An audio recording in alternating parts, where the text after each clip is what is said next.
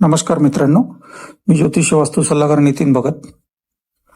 मित्रांनो, येत्या रविवारी म्हणजे भाद्रपद शुक्ल पौर्णिमा रविवार दिनांक 7 सप्टेंबर 2025 रोजी खग्रास चंद्रग्रहण असून ते संपूर्ण भारतातून दिसणार आहे.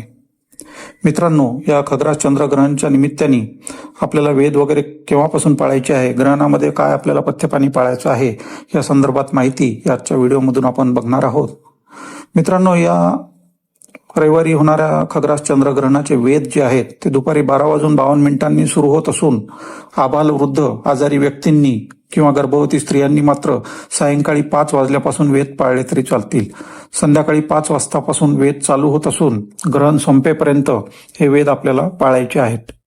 मित्रांनो, या ग्रहणाचा स्पर्श ज्याला म्हणतो म्हणजे ग्रहणाची सुरुवात जी आहे 7 सप्टेंबर रोजी रविवारी रात्री 9:57 होत असून याचा मोक्ष जो आहे म्हणजे ग्रहणाची समाप्ती जी आहे उत्तर रात्री 1:26 होत आहे.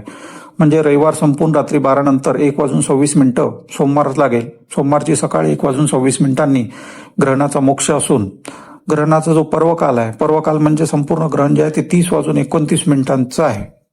तर या 3 म्हणजे 1:26 आपल्याला हे सगळे वेदाचे नियम, वेद ग्रहणांचे नियम सगळे आपल्याला पाळायचे असून त्यामध्ये पर्टिक्युलर गर्भवती स्त्रियांनी जे आहे चिरणे, भाजणे, त्याच्यानंतर अन्न पाणी ग्रहण करणे शक्यतो टाळावे.